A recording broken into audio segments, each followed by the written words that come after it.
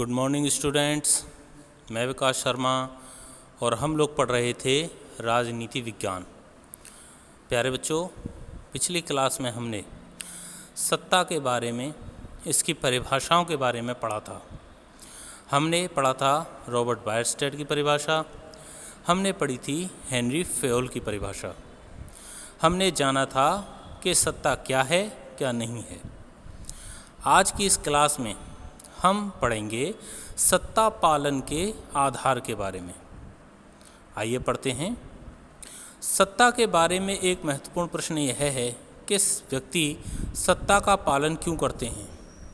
प्रमुख रूप से सत्ता पालन के निम्न आधार हैं। ये आधार कौन कौन से हैं? ये हैं विश्वास, एकरूपता, लोकहित और दबाव। आइए सबसे पहले हम पढ़ते हैं विश्वास के बारे में। सत्ता पालन का सबसे महत्वपूर्ण तत्व है विश्वास। अधीनस्थों का सत्ताधारी के प्रति विश्वास।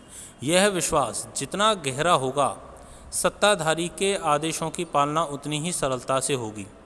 इसके लिए उसे शक्ति का प्रयोग करने की आवश्यकता नहीं होगी। तो प्यारे बच्चों, जो सत्ता पालन का सबसे महत्वपूर्ण तत्व है वो है कि सत्ताधारी के प्रति जनता का विश्वास कितना है। हम अपने राष्ट्रीय आंदोलन में उठा करके देखें तो महात्मा गांधी ऐसे ही एक करिश्माई नेता थे, चमत्कारी व्यक्तित्व थे। उनके प्रयासों में जनता की अगाध विश्वास था, उनके अंदर जनता का असीमित विश्वास था। गांधी जी के एक आह्वान पर लोग इकट्ठा हो जाते थे। हम देखते हैं असहयोग आंदोलन को, हम देखें सविनय अवज्ञा आंदोलन को, हम देखें भारत छोड़ो आंदोलन को। गांधी जी की प्रेरणा से ही, गांधी जी के एक कहने पर ही पूरे भारतवर्ष के नेता, पूरे भारतवर्ष के लोग उनका अनुसरण करते थे। चाहे वो विदेशी कपड़ों की होली चलाना हो, वो चरखा काटना हो, वो स्वदेशी वस्तुओं का प्रयोग करना हो, ये जितनी भी बातें हैं, इसके लिए गांधी जी ने कभी भी जनता के ऊपर शक्ति का प्रयोग नहीं किया। लोग स्वेच्छा से उनकी बातें मानते थे क्योंकि लोग उनमें विश्वास करते थे। वर्तमान समय में यदि हम देखें तो भारत के प्रधानमंत्री नरेंद्र मोदी आज हमारे समक्ष एक ऐसे ही व्यक्तित्व हैं जिनमें जनता का अगाध विश्वास है, अगाध आस्था है, और मोदी जी के कहने पर जनता स्वेच्छा से ही उनके आदेशों की पालना करती है, कर्तव्य का पालन करती है। जैसे नरेंद्र मोदी जी ने स्वच्छ भारत अभियान चलाया था, तो इसके लिए उन्होंने अपनी किसी शक्ति का प्रयोग नहीं किया, फोर्स का प्रयोग नहीं किया।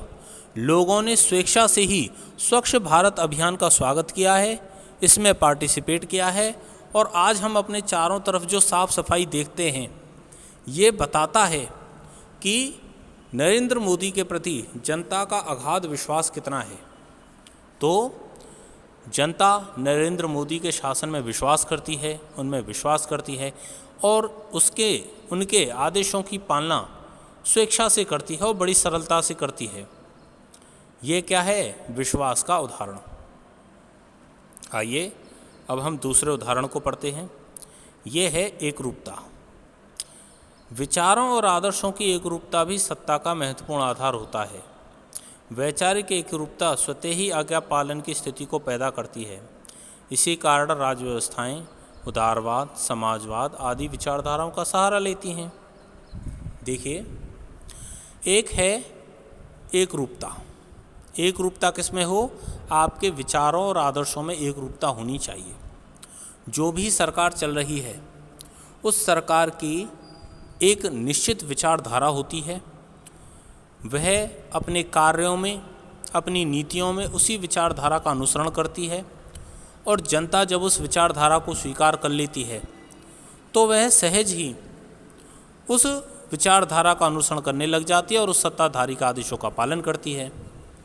हम देखते हैं अमेरिका में उदारवादी पूंजीवादी व्यवस्थाएं हैं, ये विचारधारा वहाँ प्रचलित है, और वहाँ कोई भी सरकार बनती है, वह सरकार कभी भी उदारवादी पूंजीवादी मूल्यों के साथ अलगाव नहीं करती।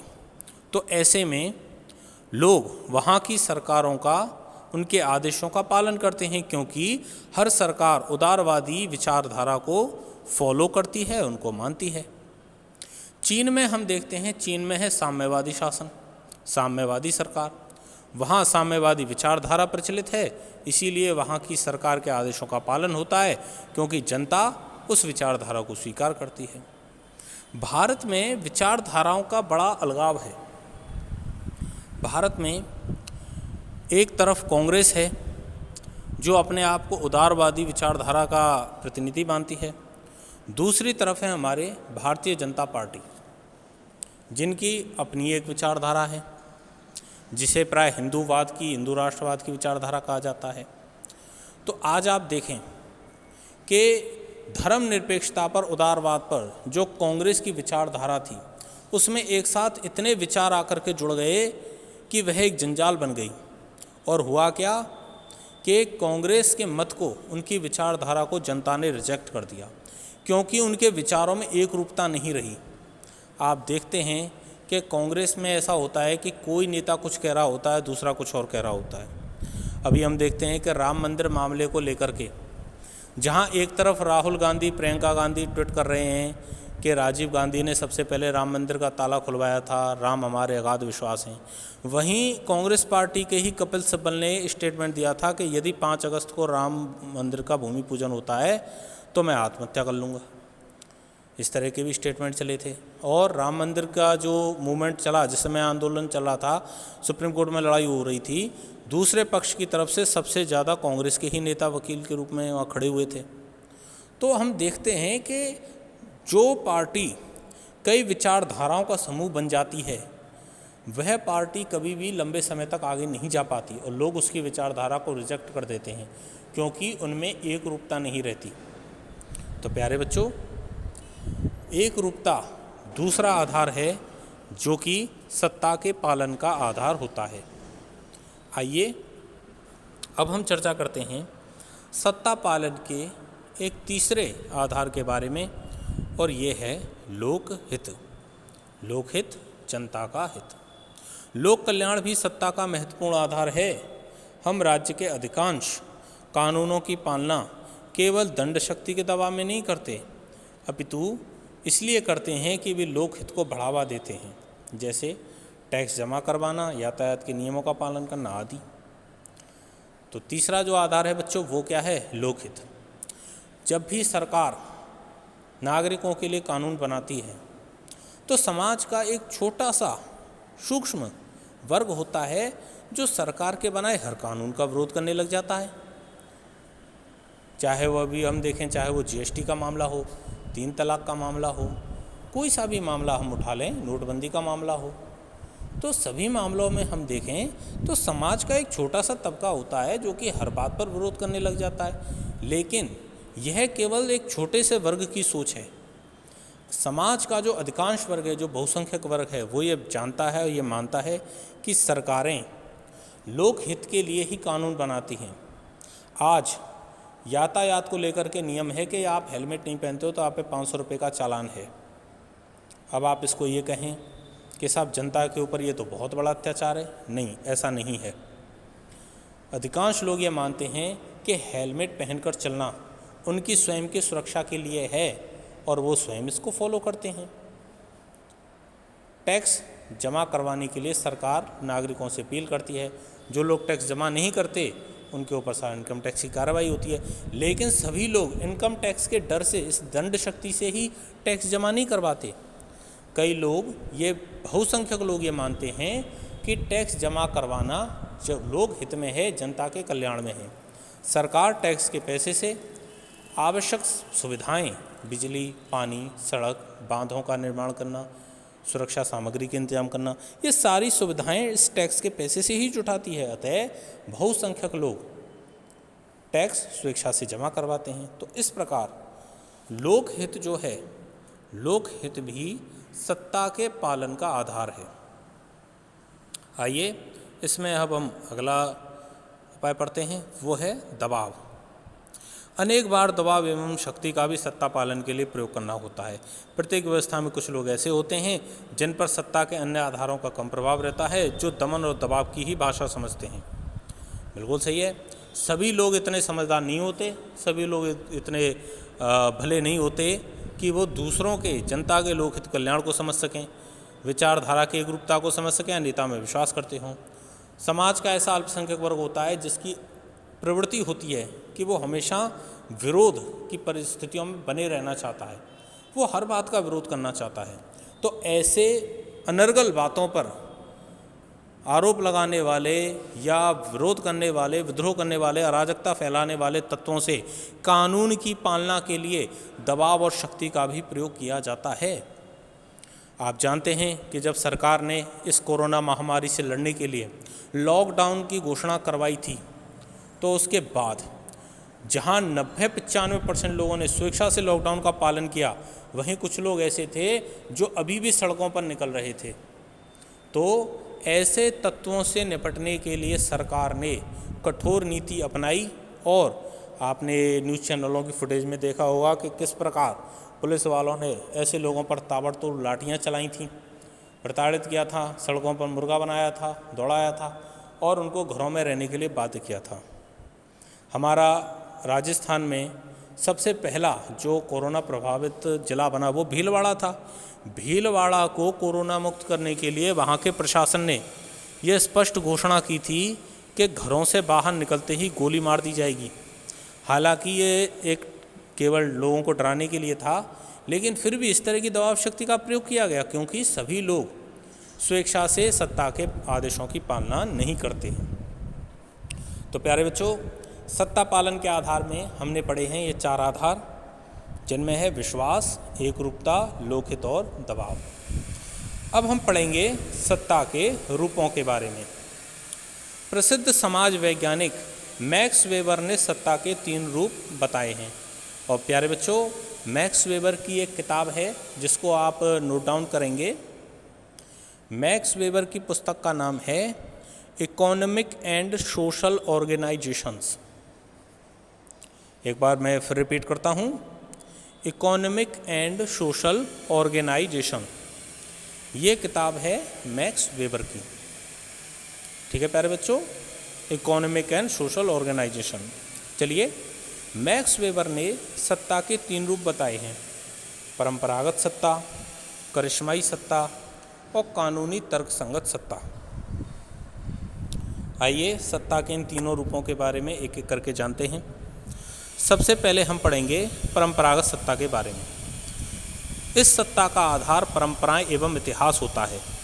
इसमें यह माना जाता है कि जो व्यक्ति या वंश परंपरा के अनुसार सत्ता का प्रयोग कर रहा है, सत्ता उसी के पास बनी रहनी चाहिए। इस सत्ता में तर्क व बुद्धि संगतता का भाव रहता है। घर में वृद्ध जनों की सत्ता परंपरागत सत्ता का उदाहरण है। तो देखिए, ये है परंपरागत सत्ता। ये सत्ता का आधार क्या होता है? परंपराएं एवं इतिहास। जैसे कि हम अपने परिवार में देखते हैं कि घर के बड़े बुजुर्ग ही आपके शादी विवाह का निर्णय लेंगे। ये क्या है? ये एक पुरानी परंपरा है और पहले से चली आ रही है। तो इस सत्ता को क्या है, उसी रूप में स्वीकार किया जाता है जिस रूप में पहले से चली आ रही है। आप इसमें तर्क नहीं लगा सकते, आप इसमें बुद्धि का प्रयोग नहीं कर सकते, आप उनकी बात का खंडन नहीं कर सकते। मतलब तर्क लगाना के वाद विवाद की, बहस की कोई आवश्यकता नहीं है, यहाँ उसकी गुंजाइश ही नहीं होती। यहाँ पर क्या होता है, परंपराओं के आधार पर शासन संचालन होता है। आज अब यदि हम अपने विश्व में देखें तो हमारा सऊदी अरब कैसा है? परंपरागत सत्ता का उदाहरण है, जहाँ पर राजतंत्रीय प्रणाली है जो धर्म के शासन के अनुसार संचालन कर रही है और वहाँ पीढ़ियों से ऐसा होता आ रहा है, तो अभी भी वहाँ ऐसा होता है। जितने भी हमारे पुराने राजतंत्र थे वो सभी इसका उदाहरण हैं। राजा के बाद उसका बेटा ही राजा बनेगा और वो इस प्रकार से बनेगा। ये क्या है? वंश परंपरा का उदाहरण है। दूसरी तरफ हमारे वर्तमान में भी कई देश हैं जो राजतंत्र प्रणाली वाले हैं। हमारा सऊदी अरब है, हमारा जॉर्डन है, हमारा बोर्नियो है। ये सभी देश क्या हैं? राजतंत्र प्रणाली के उदाहरण है और ये सभी क्या हैं? परंपरागत सत्ता के उदाहरण है। आइए अगला पढ़ते हैं हम करिश्माई सत्ता के बारे में। यह सत्ता किसी व्यक्ति के व्यक्तिगत गुणों और चमत्कार पर आधारित है। इसमें जनता उस व्यक्ति के इशारे पर बड़े से बड़ा त्याग करने को तैयार रहती है।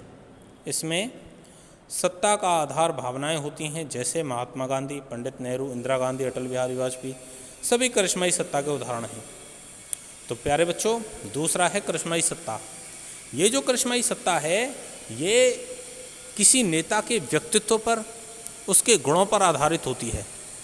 भीड़ के बीच में से कोई एक ऐसा नेता निकलता है जो कि सामान्य लोगों की तुलना में गुणों में श्रेष्ठ है, उनसे ऊंचा है, और ऐसे में क्या होता है, जनता उसको किसी चमत्कार के रूप में, किसी करिश्मा के रूप में स्वीकार करने लग जाती है। और जब वह जो कोई बात कहता है लोग फिर आंख मूंद करके उसका पालन करने लग जाते हैं, उसका अनुकरण करने लग जाते हैं। उसको किसी ने अपॉइंट नहीं किया है, उसको किसी धर्मतंत्र ने या किसी सरकार ने, किसी संविधान ने उसको नहीं बनाया है, लेकिन उसका प्रभाव ही इतना होता है कि लोग शहर से उसकी बातों को अनुकरण करने लग जाते हैं। जैसे महात्मा गांधी थे, गांधी जी करिश्माई नेतृत्व का उदाहरण हैं। जब गांधी जी जनता को जो भी आदेश देते थे लोग स्वेच्छा से उनके आदेशों की पालना करते थे। यही प्रभाव था पंडित नेहरू का, इंदिरा गांधी का, अटल बिहारी वाजपेयी का, और यही प्रभाव है वर्तमान में नरेंद्र मोदी का। ये सभी लोग कौन हैं? ये सभी लोग वो लोग हैं जो करिश्माई सत्ता के उदाहरण हैं। ये लोग भले ही किसी पद पर विराजमान रहे हों या ना रहे हों, लेकिन फिर भी इनका व्यक्तित्व इतना दमदार रहा है कि लोगों ने हमेशा ही इनके आदेशों का पालन किया है, इनकी सत्ता को स्वीकार किया है, इनकी बातों का अनुकरण किया है। प्यारे बच्चों, यह थी हमारी करिश्माई सत्ता। अगला है हमारा कानूनी तर्कसंगत सत्ता। कानूनी तर्कसंगत सत्ता क्या होती है? जो संविधान पर और विधि पर आधारित होती है, जिसमें किसी निश्चित कानूनी प्रक्रिया के द्वारा किसी को जो सत्ता मिलती है वही क्या है? कानूनी तर्कसंगत सत्ता कहलाती है। और मैक्स वेबर ने इन सत्ता के 3 रूपों में सबसे श्रेष्ठ जिसको बताया है वो कानूनी तर्कसंगत सत्ता को ही बताया है। चलिए इसमें पढ़ते हैं। कानूनी तर्कसंगत सत्ता, इसका आधार पद होता है, व्यक्तित्व नहीं। उस पद में कानूनन जो सत्ता निहित है उस पद को प्राप्त करने वाला व्यक्ति उस सत्ता का प्रयोग करता है। जैसे शिक्षक की सत्ता, कलेक्टर की सत्ता, प्रधानमंत्री की सत्ता। यदि कानूनी सत्ता का जो प्रयोग कर रहा है उसका व्यक्तित्व चमत्कारित हो तब वह असीमित सत्ता का प्रयोग कर सकता है। जैसे प्रधानमंत्री में कानूनन समान सत्ता निहित होती है, लेकिन उस पद पर बैठने वाले व्यक्ति के गुणों के आधार पर प्रयोग की सीमाएं अलग अलग दिखती हैं। तो जो कानूनी तर्कसंगत सत्ता है वह संविधान द्वारा निर्मित किए गए पद की सत्ता होती है। कलेक्टर का पद है, कोई भी बैठ जाए वो कलेक्टर ही कहलाएगा। मुख्यमंत्री का पद है, कोई बैठ जाए वो मुख्यमंत्री कहलाएगा। प्रधानमंत्री का पद है तो कोई भी बैठ जाए वो प्रधानमंत्री कहलाएगा। लेकिन इसमें अंतर क्या होता है?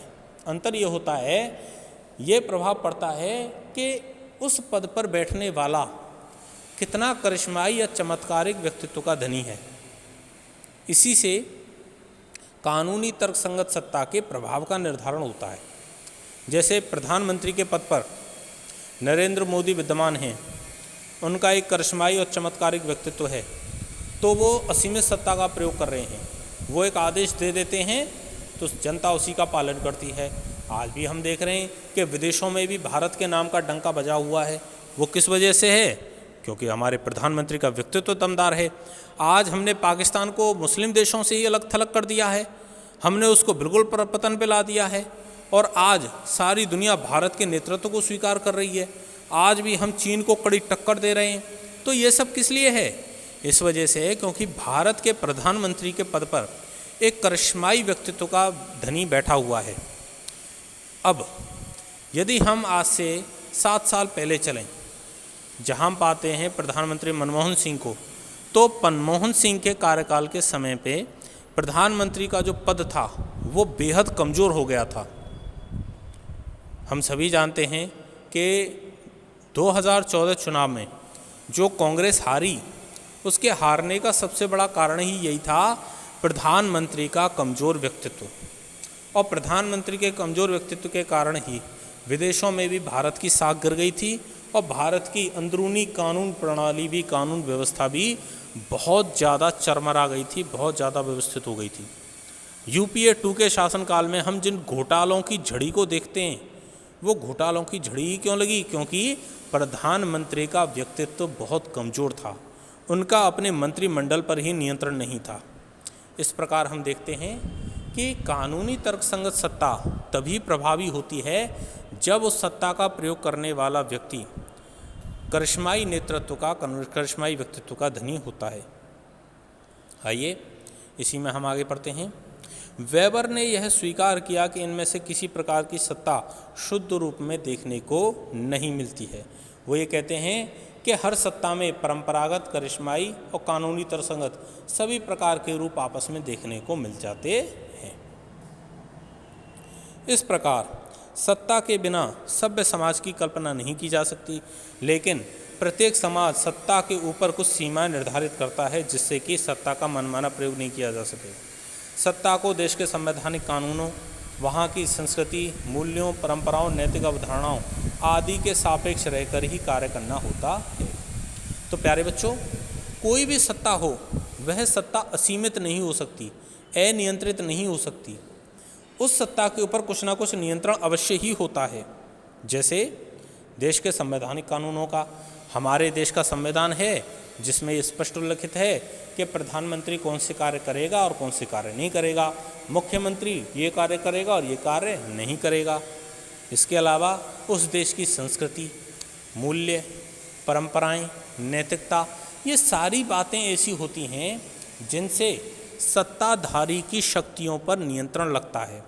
सत्ताधारी अपनी मनमानी नहीं कर सकता, वह मनचाहे कानून नहीं बना सकता और अपनी शक्ति का, अपनी जो सत्ताधारी पावर है उसका वह मनमाना प्रयोग नहीं कर सकता।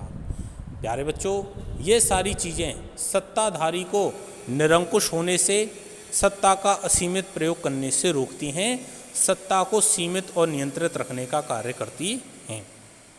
तो प्यारे बच्चों, आज की क्लास में इतना ही। अगली क्लास में हम पढ़ेंगे हमारे वैधता के बारे में।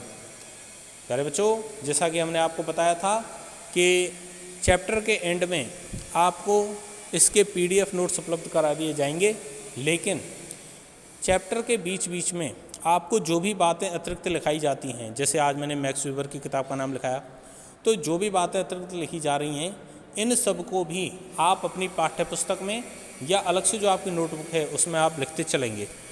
ठीक है, तो आज के जो क्लास है वो यहीं समाप्त होती है। धन्यवाद।